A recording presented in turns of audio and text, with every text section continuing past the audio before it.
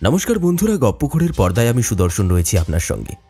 আপনাদের জন্য আজকে যে গল্পটি বাছাই করেছি, আশা করছি এই গল্পটি আপনার মনে গভীরভাবে ছাপ রেখে যাবে। তবে হ্যাঁ, আমাদের আজকের গল্পটি কিন্তু অতি প্রাকৃত ঘটনার মধ্যে দিয়ে রচিত হয়েছে, যা গল্পের লেখিকা শুধুমাত্র গল্পের মধ্যে উত্তেজনা ও ভয়ের পরিবেশ সৃষ্টি করতে ব্যবহার করেছেন। আমরা কোনোভাবেই কুসংস্কারকে বিশ্বাস করি না এবং কুসংস্কারের প্রচারে লিপ্ত হই না। এই গল্পের কোনো ঘটনার সঙ্গে বাস্তবের কোনো সম্পর্ক নেই। এটি সম্পূর্ণরূপে কল্পনাপ্রসূত এবং বিনোদনের উদ্দেশ্যে রচিত। আজ আপনি শুনতে চলেছেন লেখিকা প্রিয়াঙ্কা অধিকারীর কলমে গ্রাম বাংলার ভৌতিক গল্প, এক ঝোড়ো রাতের আতঙ্ক। গল্প পাঠে রয়েছি আমি সুদর্শন এবং আমার সঙ্গে বিভিন্ন কণ্ঠে থাকছে বর্ণালী, সঙ্গীতা এবং সুপমা। শুরু হচ্ছে এক ঝোড়ো রাতের আতঙ্ক।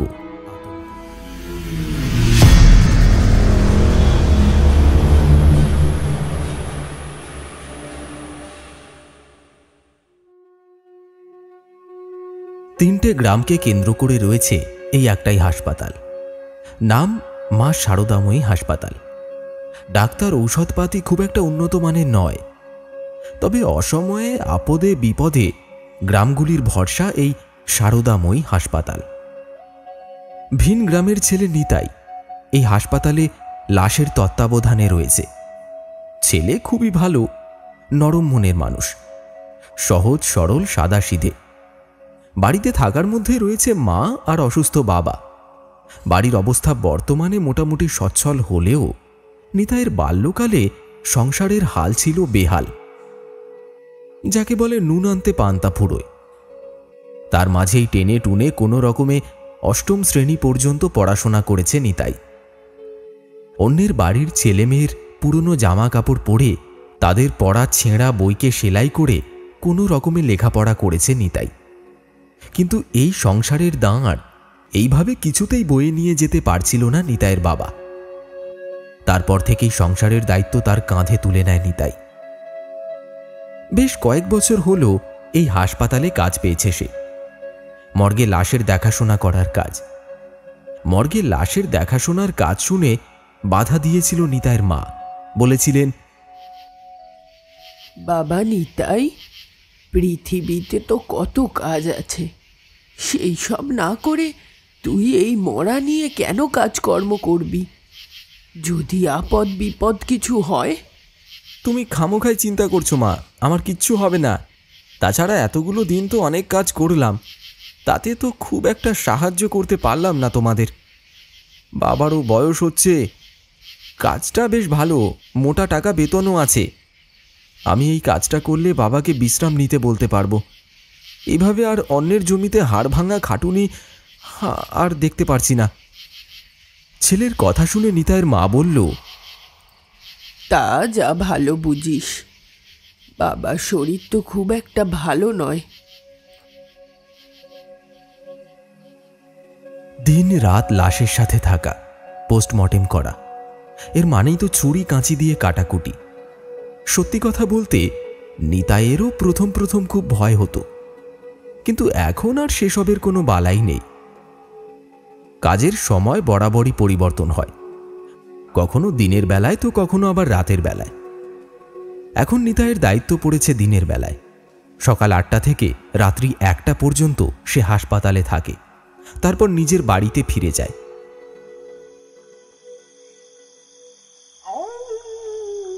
ঘড়িতে তখন রাত 7:45। মর্গের বাইরে রাখা চেয়ারে বসে নিতাই ভাবতে শুরু করল, আজ সারাদিন অনেক ধকল গেল, তাড়াতাড়ি বাড়ি ফিরতে পারলে বেশ ভালোই হতো। কত করে জগাকে বললাম আজ একটু তাড়াতাড়ি আসার জন্য, কিন্তু সে তো এখনো এসে পৌঁছলই না। হঠাৎ সেই মুহূর্তে পেছন থেকে একটা কণ্ঠস্বর নিতাইয়ের কানে ভেসে এলো, বাড়ি যাওয়ার জন্য তৈরি হয়ে নে, আমি এসে গেছি। আওয়াজটা কানে আসতেই একটা দীর্ঘ শ্বাস ফেলে নিতাই বলল, যাক বাবা, বাঁচা গেছে। সামনে এগিয়ে গিয়ে জগাকে নিতাই বলল, এই তোর আসার সময় হলো? তা একটু দেরি হলো বই কি। এদিকের খবর কি? আজ মনে হয় না আর কোনো বডি আসবে বলে। তারপর নিজেদের কথোপকথন শেষ করে নিতাই সবে বাড়ির পথে রওনা দিতে যাবে, ঠিক এমন সময় একটা রিকশা হাসপাতালের দোরগোড়ায় এসে উপস্থিত হলো। থমকে গেল নিতাই ও জগা। রিকশাওয়ালার উদ্দেশ্যে নিতাই বলল, কি ব্যাপার, এত রাতে এই স্থানে কোনো বিপদ হয়েছে নাকি? তখনই রিকশা থেকে দুজন ভদ্রলোক কিছু একটা চ্যাংদোলা করে নামালো। মৃদু মৃদু আলোয় নিতাইয়ের আর বুঝতে বাকি রইল না যে কোনো লাশ রিকশা থেকে নামানো হচ্ছে। সামনে এগিয়ে গেল নিতাই। ভদ্রলোক দুটির উদ্দেশ্যে প্রশ্ন করে বলল, কি আছে এই মোড়কের মধ্যে? আগে লাশ আছে, পোস্টমর্টমের জন্য নিয়ে এসেছি। তা এত রাতে সৎকারের ব্যবস্থা না করে এখানে এনেছেন কেন? ওই দিক থেকে কোনো উত্তর এলো না। লাশের মুখটা ঠিকমতো দেখার জন্য আরো কয়েক পা এগিয়ে গেল সে। সামনে থেকে স্পষ্ট বোঝা যাচ্ছে একটা কোনো মহিলা, কিন্তু মুখটা অস্পষ্ট। তা কি করে মারা গেল? প্রশ্ন করল জগা। বিকম্পিত স্বরে বয়স্ক ভদ্রলোক উত্তর দিলেন, কি করে মারা গেল তা তো জানি না। জানলে কি আর এখানে পোস্টমর্টমের জন্য আনতাম? সকালবেলা তো ভালোই ছিল, কিছুক্ষণ আগে নিথর দেহটা ঘরের মেঝেতে পড়ে থাকতে দেখি। তারপর গ্রামের হাতুড়ে ডাক্তারকে খবর পাঠিয়েছিলাম। তিনি এসে নাড়ি চেপে পরীক্ষা নিরীক্ষা করে বললেন নেই। সারা দিন হেঁটে চলে বেড়ানো মানুষটা হঠাৎ করে যে কি হয়ে গেল বুঝে উঠতে পারলাম না। সেই কারণেই তো পোস্টমর্টমের জন্য নিয়ে এলাম। আচ্ছা আচ্ছা, বুঝলাম, বলল নিতাই। শবদেহ নিয়ে আসা দুই ভদ্রলোকের মধ্যে বেশ কিছুক্ষণ যাবৎ ফিসফিসানি চলতে থাকল। কিছু একটা সলা পরামর্শ করে জিজ্ঞাসা করল, আচ্ছা, সৎকারের জন্য বডি আমরা কখন পাবো? তা তো টাইম লাগবে, গোটা একটা দিনও লাগতে পারে, আবার তার থেকে একবেলা বেশিও লাগতে পারে। এখন তো আর কাটাকুটি করা সম্ভব নয়। জগা, বডিটাকে এখন ভেতরে ঢুকিয়ে রাখ, যা হবার কাল সকালে হবে। কথাখানা বলে নিতাই সেখান থেকে প্রস্থান করল।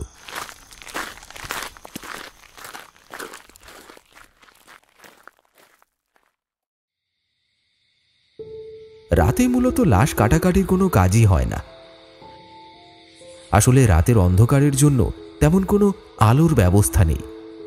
সেই কারণেই বেশিরভাগ কাজ দিনের আলোতেই করা হয়। নিতাইয়ের কথা শুনে জগা মহিলার শবদেহটিকে মর্গের ভেতর ঢুকিয়ে রাখল।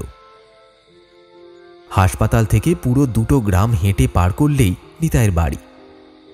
চারপাশটা বড় শুনশান। থেকে থেকে রাস্তার কুকুরগুলো পাগলের মতো চেঁচিয়ে উঠছে। তারই মাঝ দিয়ে নিতাই হাতে একটি টর্চ জেলে এগিয়ে চলেছে। রাস্তায় যেতে যেতে গভীর ভাবনায় ডুবে গেল নিতাই। মানুষ বেঁচে থেকেও কত কষ্ট পায়। কিছু কিছু মানুষ কপালের জোরে তখন যত্নও পায় বটে, কিন্তু মরে গেলে সেই মানুষটাই হয়ে যায় একটা নিথর মরা লাশ। তার দেহের উপর চলতে থাকে একের পর এক ছুরির আঘাত। সত্যি, মানুষ মরেও শান্তি পায় না। কত রকমের লাশ যে এই হাসপাতালে আসে তার কোনো ঠিক নেই। কিছু কিছু লাশ এত বীভৎস রকম দেখায় যে সারা শরীরে কাঁটা দিয়ে ওঠে। সবচেয়ে বীভৎস দেখায় গাড়িতে অ্যাক্সিডেন্টের লাশগুলো। অনেক ক্ষেত্রে লাশে পচনও ধরতে শুরু করে। সেগুলোর থেকে ভয়ঙ্কর রকমের দুর্গন্ধ বের হয়, সহ্য করা যায় না। মনে হয় অন্নপ্রাশনের ভাত বুঝি এই উঠে এলো। এই তো সেই দিনই একটা লোককে আনা হয়েছিল। সেই কি চেহারার অবস্থা, তাকানোর উপায় নেই। ঘাড় থেকে মুন্ডুটা পুরো আলাদা হয়ে গেছে, বাম হাতটাও অর্ধেক ভেঙে ঝুলে গেছে। দেখে মনে হচ্ছিল রেলে কাটা পড়ে মারা গেছে। শুধু যে মারা গেছে তাই নয়, সারা শরীর ফুলে পচন ধরতে শুরু করেছিল। সে কি দুর্গন্ধ, বাপরে! ভাবলেই এখনো গা গুলিয়ে আসে নিতাইয়ের। পূর্বের মতো আবার তার গাটা যেন গুলিয়ে উঠল। মনে হলো দমকা হাওয়ায় সেই গন্ধটা আবার ফিরে এসেছে। হাঁটার গতি কমিয়ে থমকে গেল নিতাই। তারপর ব্যাপারটা মনের ভুল ভেবে আবার পথ চলতে শুরু করল। প্রতিদিন 8 থেকে 10টা লাশ পোস্টমর্টেমের জন্য আসে। লাশগুলোর ওপর কাটাকুটি হয়ে গেলে পুনরায় সেগুলির রক্ষণাবেক্ষণের দায়িত্ব গিয়ে পড়ে কর্মরত নিতাইয়ের ওপর। একজন সহকর্মীকে সাথে নিয়ে পোস্টমর্টেমের পর লাশগুলোকে ভালো করে পলিথিনে মুড়ে তার উপর কাপড় জড়িয়ে আলাদা আলাদা করে একটা ঘরে রেখে দেয় নিতাই। তারপর বাড়ির লোকজন এসে নিজেদের আপনজনের মৃতদেহ শনাক্ত করে বাড়িতে নিয়ে যায়। ওদিকে আকাশে মেঘ ডাকা শুরু হয়ে গেছে। নিতাই তাড়াতাড়ি পা চালিয়ে হাঁটতে শুরু করল। কিছুক্ষণের মধ্যেই ঝিরঝির করে বৃষ্টি শুরু হলো। আরে ধুর, এই অসময়ে বৃষ্টি আর ভালো লাগে? কি কপাল দেখো, আজকে ছাতাটাও আনতে ভুলে গেছি। মা মনে মনে খুব চিন্তা করবে তো। সত্যি ঈশ্বর, তোমার মন বোঝা বড় মুশকিল। এই একটু আগে অবধি আকাশ দিব্যি পরিষ্কার ছিল, এরই মধ্যে মেঘ জমে বৃষ্টিও নেমে এলো। সত্যি না না, এই ঝড় জলের রাতে পথ চলা সম্ভব হবে না। কোথাও একটু দাঁড়িয়ে গেলেই ভালো হয়। চারপাশটা ভালো করে তাকিয়ে নিল নিতাই, কোথাও মাথা গোঁজার জায়গা আছে কিনা দেখার জন্য। ওই তো দূরে একটা ছাউনি দেখতে পাচ্ছি না? যাক বাবা, এই একটু মাথা গোঁজার ঠাঁই তো পেয়েছি, এই অনেক, বাঁচা গেল। সেই দিকেই এগিয়ে গেল নিতাই।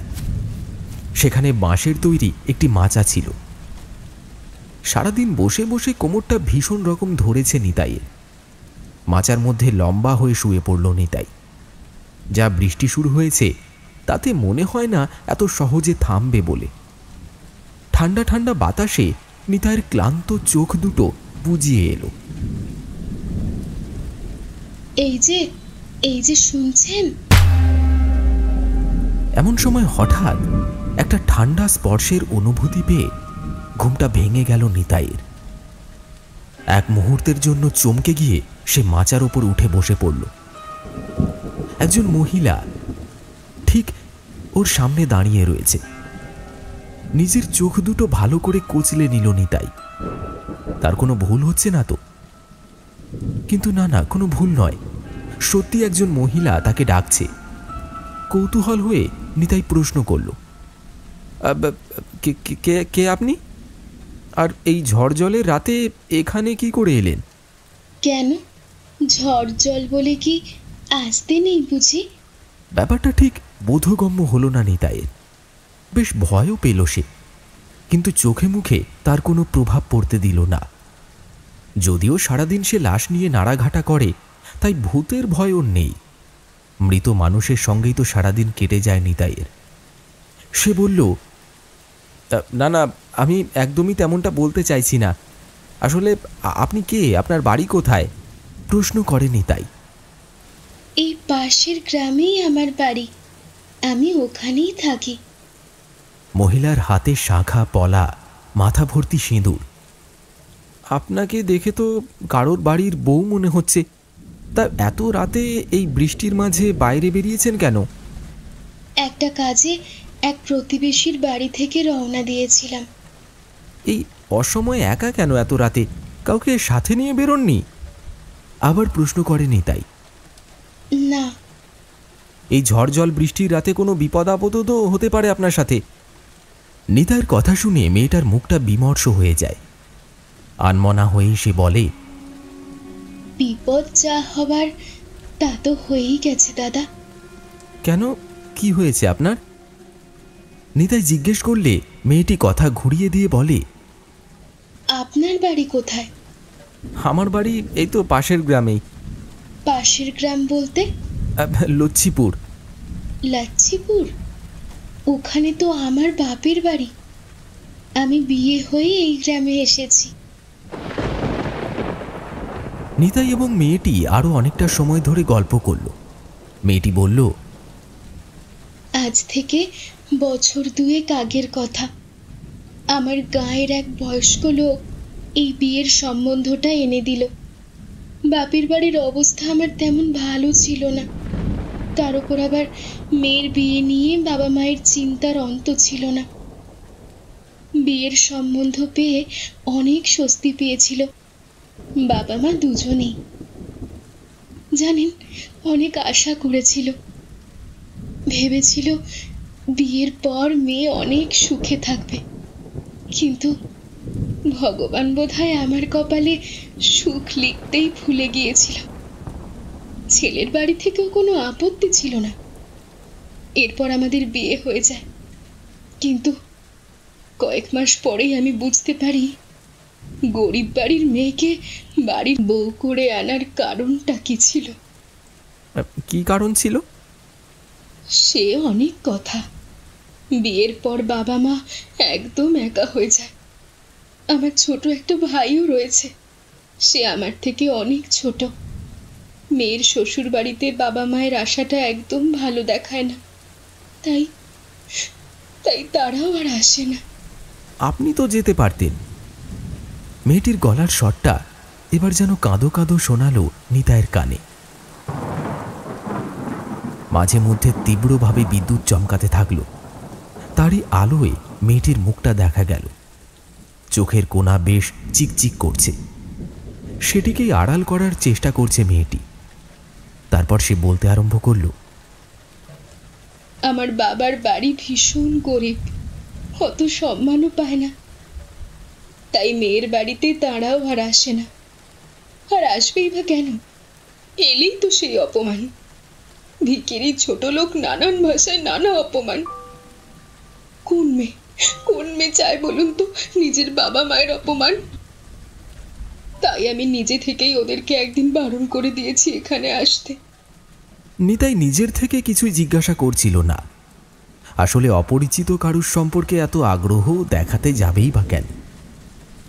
রোজ কত লোকের সাথেই তো আলাপ হয়, কিন্তু আশ্চর্যের বিষয় হলো মেয়েটি এত কথা নিতাইকে কেন বলছে।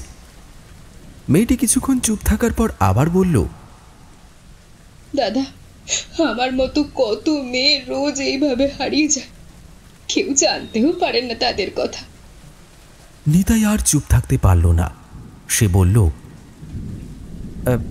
মন খারাপ করো না বোন, সব ঠিক হয়ে যাবে। আর কিছুই ঠিক হবে না দাদা, কোনো কিছু ঠিক হওয়ারও নেই। সব যে শেষ হয়ে গেছে, আমার জীবনের সব শেষ হয়ে গেছে। এদিকে কথায় কথায় বৃষ্টিটাও থেমে গেছে। হাত পা নাড়া দিয়ে নিতাই বলল, বৃষ্টিটা থেমে গেছে, এবার যে আমায় উঠতে হবে বোন। হ্যাঁ নিশ্চয়ই। যাওয়ার পথে আমাকে একটা উপকার করবেন দাদা?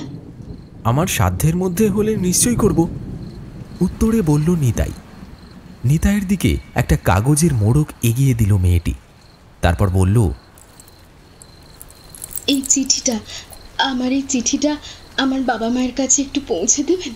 কিন্তু কোনো কিন্তু নয় দাদা, বাবার বাড়ির ঠিকানাটাও আমি আপনায় দিয়ে দিচ্ছি, কোনো অসুবিধে হবে না। আচ্ছা ঠিক আছে। আর একটা কথা, আজ প্রকৃতির যা অবস্থা, তাতে করে এই রাতের অন্ধকারে চিঠিটা পৌঁছানো সম্ভব নয়। আপনি কাল সকাল সকাল অবশ্যই কিন্তু পৌঁছে দেবেন।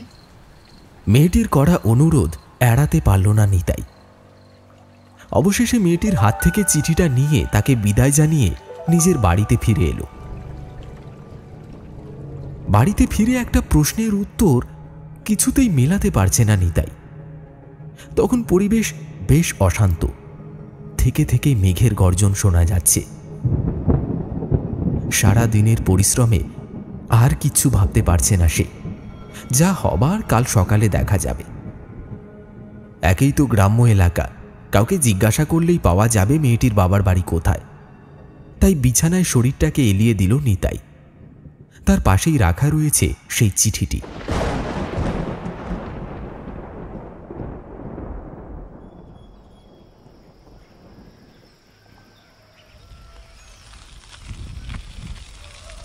পরদিন সকাল সকাল চিঠিটা নিয়ে নিতাই রওনা দিল মেয়েটির বলা ঠিকানার উদ্দেশ্যে।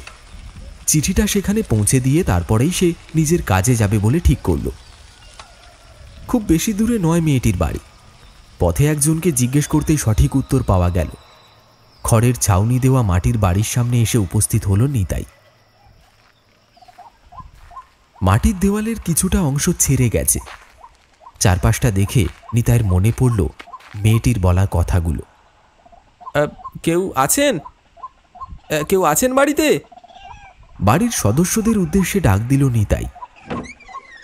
শিরীনৌকায় চেহারা সম্পন্ন একজন ভদ্রলোক দরজা খুলে বাইরে বেরিয়ে এলেন। পিছনে দাঁড়িয়ে আছে একজন ভদ্র মহিলা আর তার ছেলে। সবাইকে দেখে মনে হলো খুবই অভাবের মধ্যে আছেন ওরা।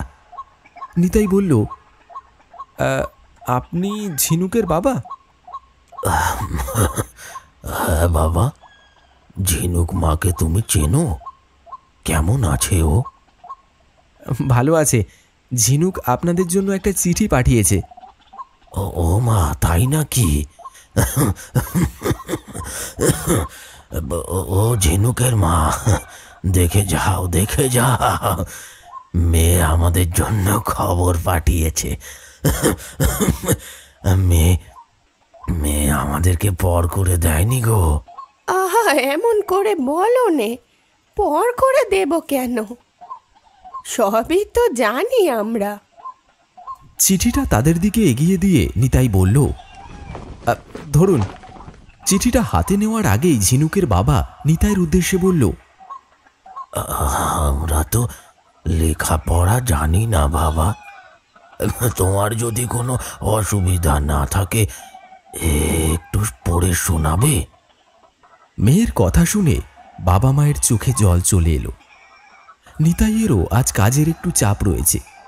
কাল থেকে দুটো লাশ মর্গে রয়েছে। নতুন কিছু এসেছে কিনা তাও তার জানা নেই। সবই পোস্টমর্টেম হবে। সময় মতো হাসপাতালে পৌঁছতে না পারলে সমস্যা হয়ে যাবে। নিজের কাজ থাকা সত্ত্বেও না বলতে পারল না নিতাই। চিঠিটা খুলে পড়তে শুরু করল। শ্রী চরণেষু বাবা মা, তোমরা আমার প্রণাম নিও। আশা করি তোমরা ভালো আছো। তোমরা যখন এই চিঠিটা পাবে, জানি না আমি ততক্ষণ বেঁচে থাকবো কিনা। আমার শ্বশুর বাড়ির লোকজন পশুর চেয়েও অধম। এদের মধ্যে মায়া মমতা কিচ্ছু নেই। জানো বাবা, কতদিন হলো আমাকে ঠিক মতো খেতেও দেয়নি। গায়ে হাত তোলে, মারধর করে। এই তো দুদিন আগের কথা। তোমার জামাইয়ের কাজের জন্য বেশ কিছু টাকার দরকার হয়েছিল। আমাকে বলেছিল তোমার কাছ থেকে এনে এই পশুদের হাতে তুলে দিতে। আমি রাজি হইনি এই পশুগুলোর প্রস্তাবে। আপত্তি করে লোহার রড গরম করে আমাকে ছেঁকা দিয়েছে। কি অত্যাচার বাবা! আমি সহ্য করতে পারছি না এই অত্যাচার। এর থেকে বড় কথা কি জানো?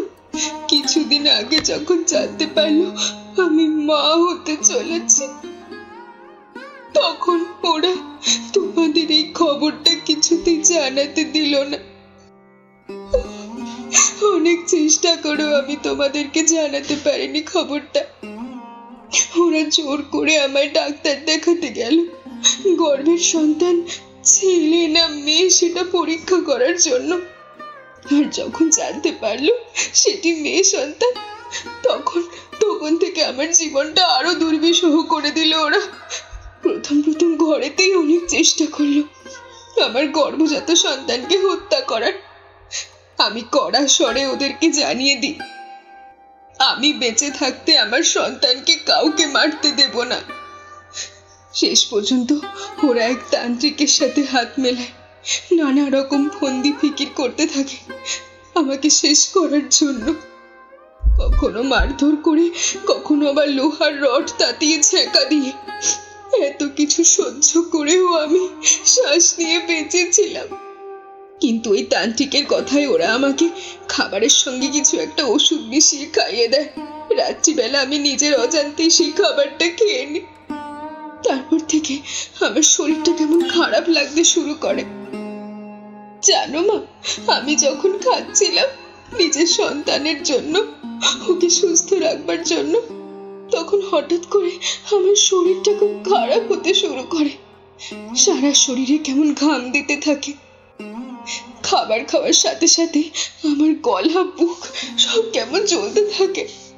আমি আমি জলের জন্য হা হা করতে থাকি। ঠিক সেই সময় আমার শ্বশুর বাড়ির লোকজন এসে উপস্থিত হয়, বলতে থাকে তাদের অপকর্মের কথা, কিভাবে ওরা আমার সন্তানকে আর আমাকে হত্যা করার জন্য খাবারে বিষক্রিয়া ঘটিয়েছে। সব শোনার পর আমার শরীরটা আরো আরো খারাপ হতে শুরু করে। বুঝতে পারছিলাম না কি করব। সারাটা শরীরে আমার অসহ্য যন্ত্রণা হচ্ছিল। কোনো ক্রমে আমি নিজের ঘরে ঢুকে দৌড় দিই। তারপর আমাদের জন্য এই চিঠিটা লিখতে আরম্ভ করলাম। আমি আর বাঁচবো না মা, এই যন্ত্রণা আমি আর সহ্য করতে পারছি না। সারাটা শরীর আমার জ্বলে যাচ্ছে, আমার শ্বাস নিতেও বড্ড কষ্ট হচ্ছে মা। এই জন্মে আমি আর মা হতে পারলাম না মা। আমার খুব কষ্ট হচ্ছে মা। এই চিঠি তোমরা আমার হাতেই পাবে। চিরনিদ্রায় শায়িত হওয়ার আগে পর্যন্ত এটি আমি আমার কাজ ছাড়া করব না। ভালো থেকো মা, ভালো থেকো বাবা। ইতি ইতি তোমাদের ঝিনুক।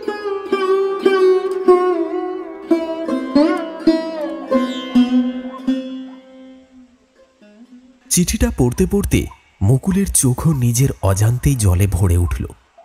ঝিনুকের মা বাবা ওখানেই স্থবির হয়ে বসে পড়ল। নিতাই আর কোনো কথা বলতে পারছিল না। কি বলবে সেই ভাষাও খুঁজে পাচ্ছিল না। কোনো কথা না বলেই সে নিজের কাজে বেরিয়ে পড়ল। কিছু বলবার বা ভাববার মতন অবস্থা তখন নিতাইয়ের ছিল না।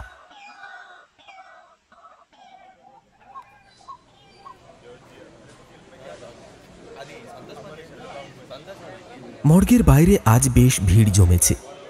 অনেকগুলো বডি আছে আজ, সময়ও অনেক লাগবে। কাল রাতে যে মহিলার বডিটা এসেছিল ওটারও পোস্টমর্টেম হবে। নিতাই একটা একটা করে বডি ছাড়ছে পোস্টমর্টেমের জন্য। হয়ে গেলে যথাস্থানে রাখবার ব্যবস্থা করছে। সবার শেষে কাল রিকশায় করে আনা ওই মহিলার বডিটা নিয়ে আসা হলো পোস্টমর্টেমের জন্য। মহিলার বডিটা পোস্টমর্টেমের টেবিলে তুলতে বলল নিতাই। কিন্তু এ কি দেখছে সে? হঠাৎ করে সে নিজের স্থান থেকে কয়েক পা পিছিয়ে গেল। নিজের চোখকে বিশ্বাস করতে পারছে না।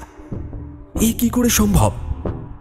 হাত দিয়ে চোখ দুটো কচলে ভালো করে দেখল। হ্যাঁ, এটা তো সেই মেয়েটাই যে গতকাল রাতে অত কথা বলল, ঝিনুক। আগের দিন রাতের কথাগুলো তার চোখের সামনে জীবন্ত হয়ে উঠল। সহসা নিতাইয়ের দৃষ্টি গেল বডিটার হাতের দিকে। আপন মনেই প্রশ্ন করে উঠল নিতাই, ওর হাতের মুঠোয় বন্দি ওটা কি? একটা কাগজের টুকরো মনে হচ্ছে না? ধীরে ধীরে কাছে এগিয়ে গেল সে। তারপর মুঠোটা খোলার চেষ্টা করল। শক্ত হয়ে গেছে পুরো বডিটা। তাও অনেক কষ্টে বের করলো কাগজটা। ভাঁজ করা একটা চিঠি। নিতাই তাড়াতাড়ি করে চিঠিটা খুলল। আশ্চর্য, এ কি দেখছে সে? অবিকল একই রকম চিঠি। এই চিঠি তো আজ সকালে ঝিনুকের বাবা মায়ের কাছে পড়েছে সে। সেই এক হাতের লেখা, একই ভাষা, হুবহু একটাই চিঠি। এটা কি করে সম্ভব? আর কিচ্ছু ভাবতে পারছে না নিতাই। তার হাত পা অবশ হয়ে ঠান্ডা হয়ে আসছে। চিঠিটা টেবিলে রেখে বাইরে বেরিয়ে এলো নিতাই। বাইরে এসে স্তম্ভিত সে। ঝিনুকের বাবা আর মা বাইরে বসে কাঁদছে। ওকে দেখে তারা এগিয়ে এসে বলল,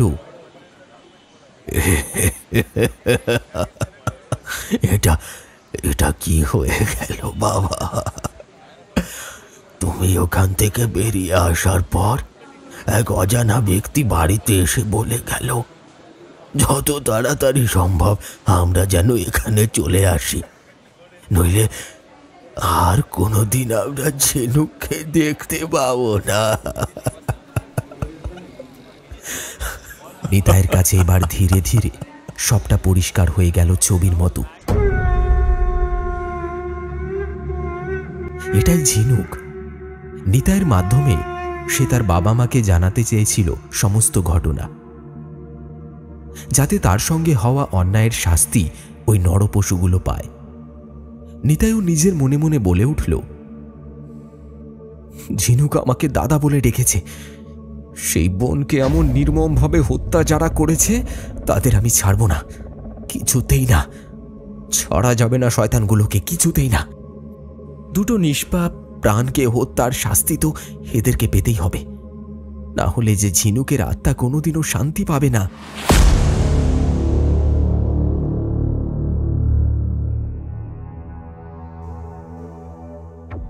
সেদিন রাতেই ঝিনুকের শ্বশুর বাড়ির উদ্দেশ্যে রওনা হলো নিতাই। চুপিসারে গা ঢাকা দিয়ে এগিয়ে চলল সে। এই গ্রামের বাড়িগুলো খুব একটা দূরে না হলেও কাছাকাছি নয়। দূর থেকে কয়েকটা বাড়ির লণ্ঠনের আলো ছাড়া আর কিছুই দেখা যাচ্ছে না। নিতাই সেই স্থানে এসে উপস্থিত হলো, যেই স্থানে সে গতকাল রাতে ঝিনুকের সাথে কথা বলেছে। বেশ কিছুক্ষণ বিমূঢ় হয়ে দাঁড়িয়ে রইল সে। তারপর আপন কণ্ঠে বলে উঠল, না, কিছুতেই না, এই শয়তানগুলোকে কিছুতেই ছাড়া যাবে না। তারপর হাঁটু মুড়ে ধপ করে বসে পড়ল। ঝিনুক, ঝিনুক বলেই কেঁদে উঠল নিতাই। সংসারের এই মায়া এখনো ত্যাগ করতে পারেনি ঝিনুক। কত স্বাদ ছিল মেয়েটার, সবাইকে নিয়ে সুখে সংসার করবে, মা হবে। কোনো ইচ্ছেই তার পূরণ হলো না। অপূর্ণ ইচ্ছে নিয়েই সে রয়ে গেছে এই জগৎ সংসারে। এই প্রথমবার বাবা মা ছাড়াও কেউ একজন ঝিনুকের জন্য ব্যাকুল হয়ে কেঁদে উঠল। নিতাইয়ের কান্না দেখে নিজেকে আর আড়াল করে রাখতে পারল না ঝিনুক। সহসা পেছন থেকে ভেসে এলো একটা চেনা কণ্ঠস্বর, দাদা, দাদা। পেছন ফিরে তাকাতেই নিতাই দেখল ঝিনুক এসেছে। ঝিনুক, ঝিনুক তুমি এসেছো? ঝিনুক, হ্যাঁ দাদা, আমি এসেছি। তুমি এত কষ্ট পাচ্ছ সেটা দেখেও আমি কি করে চুপ করে থাকি বলো? জানি না, জানি না আমি কেন এত কষ্ট পাচ্ছি। জানো দাদা, এই প্রথমবার বাবা মা ছাড়াও আমার জন্য কেউ চোখের জল ফেলছে। আমার কি মনে হয় জানো, এই জন্মে তোমার সাথে আমার কোনো আত্মিক যোগ না থাকলেও আগের জন্মে আমি নিশ্চয়ই তোমার বোন ছিলাম। তাই তো দেখো না, তোমার সাথে এইভাবে আমার দেখা হলো। সত্যি সত্যি তুমি আমাকে দাদা বলে মানো? যদি সত্যি মেনে থাকো তাহলে তাহলে তাহলে তাহলে কি দাদা? তাহলে তুমি ওই শয়তানের বাচ্চাগুলোকে ছেড়ো না, কিছুতেই ছেড়ো না। ওদেরকে ছাড়া উচিত হবে না। তোমার উপর কত শত অত্যাচারী না ওরা করেছে, তোমার বাবা মাকে কত অপমান করেছে। ভুলে যেও না, তোমার অনাগত সন্তানকে ওরা এই পৃথিবীতে আসার আগেই হত্যা করার চেষ্টা করেছে। তিলে তিলে তোমাকে মৃত্যুর মুখে ঠেলে দিয়েছে। এত কিছু অন্যায় করে, পাপ করেও ওই শয়তানগুলো এইভাবে বেঁচে যাবে?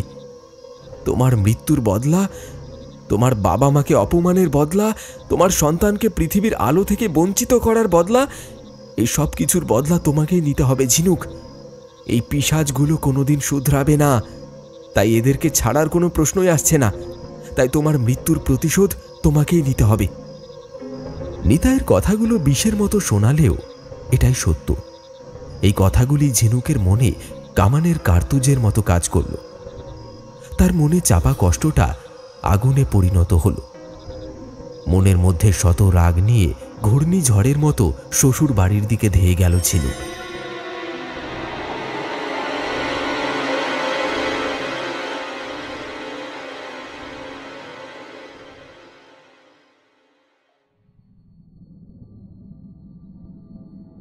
সেখানে পৌঁছে সে যা দেখল তাতে তার অবাক হওয়ার কারণ নেই। এই মানুষগুলো এইরকমই, এদের মধ্যে কোনো রকম মায়া মমতা কিছুই নেই। ঝিনুকের জন্য তো নয়। ঝিনুক না এলে দেখতেই পেত না এই বিশাল গল্পের আসর। শ্বশুর, শাশুড়ি, স্বামী তিনজন বসে মনের আনন্দে মুরগির হাড় চিবোচ্ছে। তাদের মধ্যে এতটুকু কোনো শোকের ছায়া নেই। এই সব কিছু দেখে মাথায় রক্ত চড়ে গেল ঝিনুকের। মনে প্রতিশোধের আগুনটা তীব্র দাবানলে পরিণত হলো। ঠিক তখনই ঝিনুকের শ্বশুর মশাই বলে উঠল, হ্যাঁ গো গিন্নি, তুমি কোনো গন্ধ পাচ্ছ? গন্ধ? কই না তো, আমি তো কোনো গন্ধ পাচ্ছি না। এই খোকা, তুই কোনো গন্ধ পাচ্ছিস? হ্যাঁ, একটা গন্ধ পাচ্ছি, কিন্তু কিসের তা তো বুঝতে পারছি না। কুকুরের মতো নাক উঁচিয়ে গন্ধ শোঁকার চেষ্টা করল ঝিনুকের শাশুড়ি মা। তৎক্ষণাৎ সে চিৎকার করে বলে উঠল, ও মা, এ তো কেরোসিনের গন্ধ গো! তোমরা কি কেউ কেরোসিন ঢেলে ফেলেছো নাকি? হ্যাঁ? আরে না না, আমরা কেন কেরোসিন তেল ঢালতে যাব? আমরা কি ওসব জিনিসে কখনো হাত দিয়েছি আজ অব্দি? কথাটা বলল ঝিনুকের শ্বশুর মশাই। তিনজনেই ঘাড় ঘুরিয়ে চারপাশটা দেখল। গন্ধটা ঠিক কোন দিক থেকে আসছে বোঝা গেল না। হঠাৎ এমন সময় তাদের চোখ পড়ল ঘরের চারপাশে কেউ কেরোসিন তেল ছড়িয়ে দিয়েছে। সহসা ঘূর্ণিঝড়ের গতিতে গগনভেদী তীব্র হুঙ্কারে কেউ হেসে উঠল। সে বলে উঠল,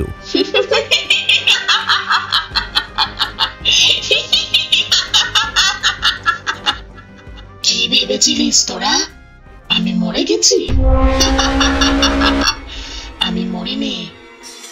আমি তো এত সহজে তোদেরকে ছাড়বো না। ভয় ভয় কেন মারলি আমায়? এইভাবে এইভাবে এত ছলনা করে আমায় কেন মারলি? তাড়িয়ে দিতে পারতিস। আমি চলে যেতাম, বহু দূরে চলে যেতাম, তোদের চোখের থেকে বহু দূরে চলে যেতাম। হ্যাঁ, তোকে যেতে দি আর গায়ের লোক আমাদের বদনাম করুক, সেটাই তো তুই চাস, ছোট লোকের বাচ্চা, বলল ঝিনুকের শ্বশুর। ঝিনুকের স্বামী তার দিকে তাকিয়ে আমতা আমতা করে বলল, তুমি তুমি এখানে কেন এসেছো? কেন? এসে খুব সমস্যা করে ফেলেছি বুঝি? না এলে তো নিজের চোখে দেখতেই পেতাম না তোর মতো শয়তানের বাচ্চাটাকে। কি ভেবেছিস আমাকে মেরে তোরা স্বর্গ জয় করে নিয়েছিস? কাউকে আমি বাঁচতে দেব না, কাউকে না। সবগুলোকে আজ আমি শেষ করে দেব। অনেক অত্যাচার করেছিস, অনেক অপমান করেছিস। বেঁচে থাকতে আমি কিছু করতে পারিনি, তাতে কি হয়েছে? মরে গিয়ে করব? সবকিছুর বদলা নেব। তোদের একটাকেও আমি ছাড়বো না, একটাকেও না। দাঁত কড়মড়িয়ে কথাগুলো বলে গেল ঝিনুক। ঝিনুককে দেখে তার শাশুড়ি বলে উঠল, ও মা, মাগির খুব শখ তাই না? তুই আমাদের শেষ করবি? তার আগে আমরা তোকে শেষ করব। আর কত পাপ করবি তোরা? তোদের সবগুলোর পাপের ঘোড়া পূর্ণ হয়েছে। তোদের মতো পিশাচদের বেঁচে থাকার কোনো অধিকার নেই, কোনো অধিকার নেই।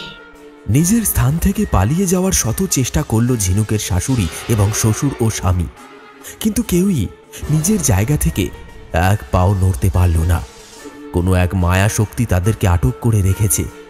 শত চেষ্টা করেও যখন সেখান থেকে প্রাণ নিয়ে পালাতে পারল না, ঠিক তখন ঝিনুকের শ্বশুর হাত জোর করে বলে উঠল, ছেড়ে দাও, ছেড়ে দাও, আমাদেরকে ছেড়ে দাও। আমাদের অনেক বড় ভুল হয়ে গেছে। বাঁচতে দাও, আমাদের বাঁচতে দাও। এইভাবে শেষ করে দিও না। বাঁচতে দেব তোদের? কি ভেবেছিস কি তোরা তোদেরকে বাঁচতে দেব? এই খোলা সুন্দর পৃথিবীতে যাতে আবার কোনো মেয়ের সর্বনাশ করতে পারিস? কিছুতেই না। আমি কাউকে ছাড়বো না। সবগুলো মুখ থেকে রক্ত উঠে মরবি। অনেক অত্যাচার করেছিস আমার ওপর। মৃত্যু যন্ত্রণা কি হয় এবার তোরা বুঝবি, হাড়ে হাড়ে বুঝবি। এত সহজে তো তোদের আমি মরবো না। বাঁচার জন্য তোরা আপ্রাণ চেষ্টা করবি। হাতের সামনে একটু জয় চাইবি, তাও পাবি না। গলা শুকিয়ে ছিঁড়ে রক্ত উঠে আসবে তোদের। ঝিনুকের কথাগুলো অভিশাপের মতো কাজ করল। চোখের সামনে জলজ্যান্ত সুস্থ মানুষটা হঠাৎ করে কাশতে শুরু করল। মুখ চেপে কাশতে কাশতে হঠাৎ দেখল হাতে রক্ত। রক্ত রক্ত বলে চিৎকার করতে থাকলো তারা। তাও এক পাও নড়তে পারছে না কেউ। নিঃশ্বাস নিতে বড্ড কষ্ট হচ্ছে। কোথায় পাবি জল? আমিও ঠিক সেদিন একইভাবে হাত জোর করে বাঁচতে চেয়েছিলাম, বিশ্বের জ্বালা থেকে রেহাই পেতে চেয়েছিলাম। করেছিলি? সেদিন আমায় তোরা সাহায্য করেছিলি। একটু একটু করে তোরা আমায় মৃত্যুর মুখে ঠেলে দিয়েছিস। ঠিক তখনই দূর থেকে কেউ একজন জ্বলন্ত দেশলাইয়ের কাঠি ছুঁড়ে দিল তাদের দিকে। দাউ দাউ করে জ্বলে উঠল সারা বাড়ি। চিৎকার করে উঠল তিনজনে। সেই চিৎকার ঝিনুকের মনকে নাড়াতে পারল না। ঝিনুক তার জয়ের হাসিতে ফেটে পড়ল।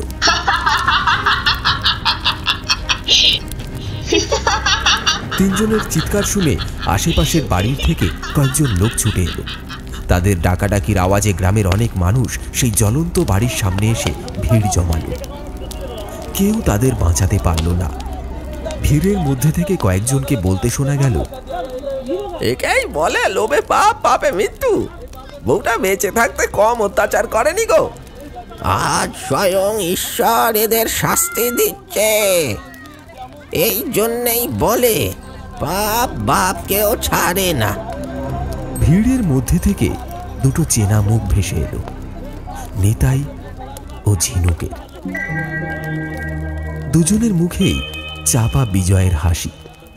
অন্ধকারে বিলীন হয়ে যাওয়ার আগে ঝিনুক নিতাইয়ের দিকে অপলক দৃষ্টিতে তাকিয়ে কিছু বলতে চাইল, যেই ভাষাটা কেবল নিতাই বুঝতে পারল। আপনি সত্যিই আজ আমার দাদার মতো কাজ করলেন। যেভাবে আপনি এই শয়তানগুলোকে শাস্তি দিতে আমাকে সাহায্য করলেন, আমি কোনোদিনও ভুলব না। ঠাকুরের কাছে প্রার্থনা করি পরের জন্মে আমি যেন আপনাকেই দাদা হিসেবে পাই। তারপর একটু একটু করে মিলিয়ে যায় ঝিনুক।